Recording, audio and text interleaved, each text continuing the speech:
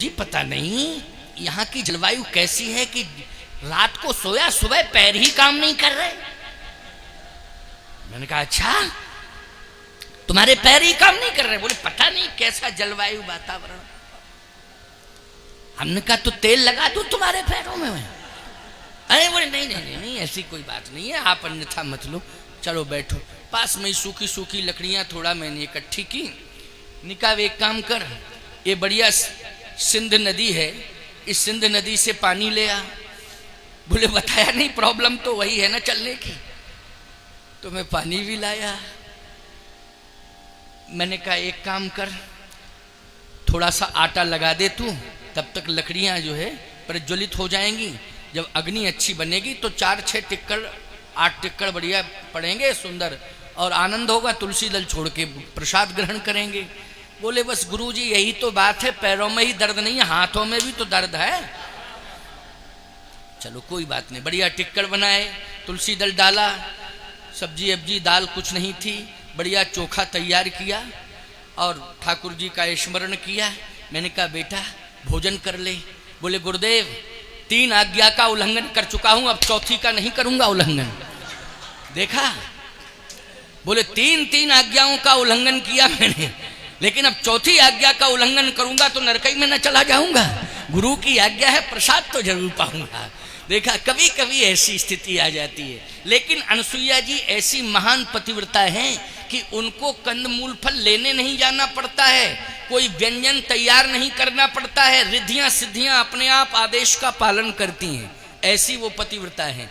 पतिव्रता इतनी महान पतिव्रता है कि रिद्धियां सिद्धियां दासी बन करके उनकी सेवा में रहती हैं। क्योंकि पतिव्रता वही है कि पति की हर आज्ञा का पालन करे। जिस समय पति जो आदेश करे उसका पालन हो जावे। पति की आज्ञा का पालन होए। पति जब भी आदेश करे, आज्ञा दे, उसी समय पालन होना चाहिए। तो ईमानदारी से बताओ, रिद्धियां सिद्धियां जब पास में होंगी तभी सफलता ना मिलेगी। रिद्धियां सिद्धियां ही कर सकती हैं ऐसा काम। इसलिए तप के बल पर रिद्धियां सिद्धियां आज वहां अनसुईया जी के आदेश का पालन कर रही। फिर अत्रि गए कहां? बोले अनसुईया जी की महिमा को मंडित करना था भगवान को, इसलिए अत्रि जी को प्रेरणा दे करके कुछ दूर कर दिया। ठीक है ना, प्रेरणा दे करके अत्रि जी को दूर कर दिया। अब तीनों देवता पहुंचे।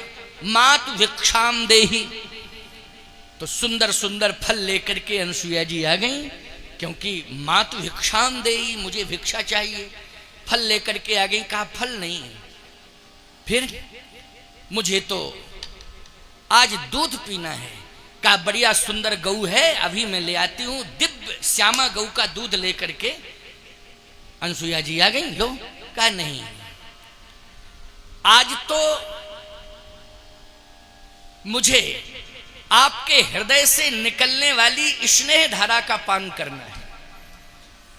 देखो, परमात्मा जब आया, जो सारे संसार को संपूर्ण व्यवस्थाएं प्रदान करता है, यहां तक कि संपूर्ण संसार को स्नेह प्रदान कर रहा है। आनंद भी, जो आनंद सिंध सुख राशि, सीकर तई त्रैलोक सुपासी, वो परमात्मा अयोध्या में आया है मां कौशल्या की स्नेह धारा का पान करने के लिए।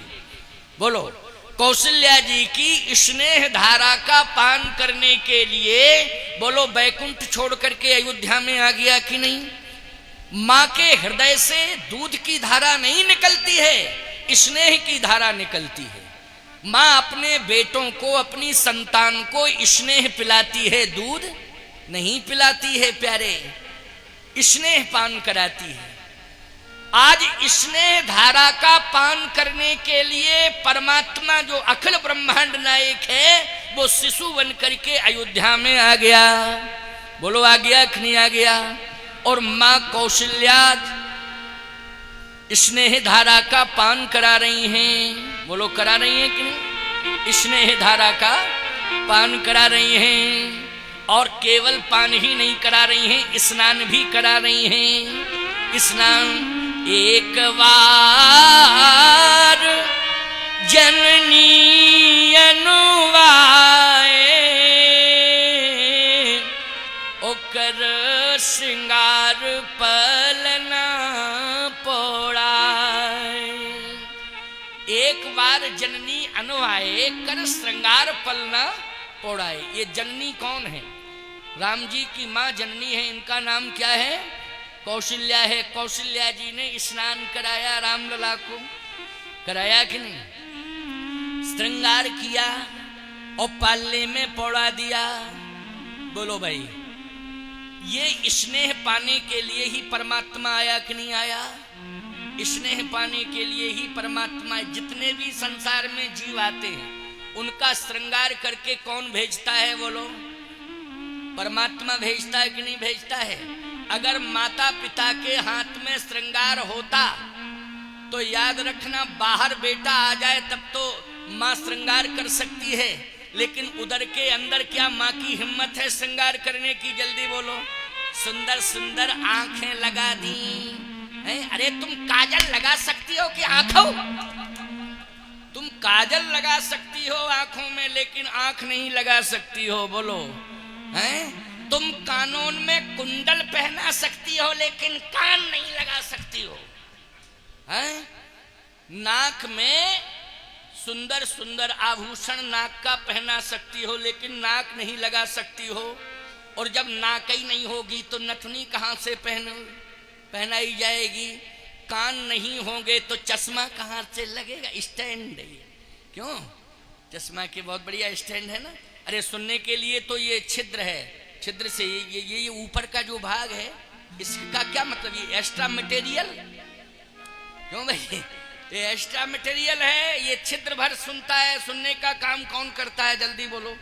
ये एक्स्ट्रा क्यों लगा दिया? इसकी क्या जरूरत थी? परमात्मा जानता है इसकी जरूरत है कि जब आंखों से कम दिखाई देगा तो उस समय चश्मा लगाओगे तो स्टैंड भेज रहा हूं। क्यों भाई? बिना इसके जो है चश्मा को आधार नहीं मिल सकता है। बोलो, ये श्रृंगार करके किसने भेजा है दुनिया में? परमात्मा ने भेजा है। पहला श्रृंगार तो परमात्मा ने किया है। जीव की रचना किसने की है? परमात्मा ने की है। ये तो बाहरी रचना है कि कोई माँ अपने शिशु को नहलवा रही है, काजल लगा रही है, जिठूना लगा रही है, सुंदर वस्त्र पहना रही है। बोलो भाई, ये सब बाहर का श्रृंगार है, लेकिन अंदर से तो श्रृंगार करके परमात्मा ने भेजा। लेकिन उसी परमात्मा का श्रृंगार आज अयोध्या में कौन कर रही है? कौशल्या जी। एक बार जननी अनुआए ओकर श्रृंगार पलना पोड़ाए। श्रृंगार प्रीत झंगुलिया तन पहराई। बढ़िया पीली पीली झंगुलिया है ना। कौन सी पहने? चलो गुलाबी पहने। जमाना बदल गया ना, इसलिए कोई बात नहीं। बहुत बढ़िया, बहुत बढ़िया। हाँ, तो पीत झंगुलिया तन पहिराई।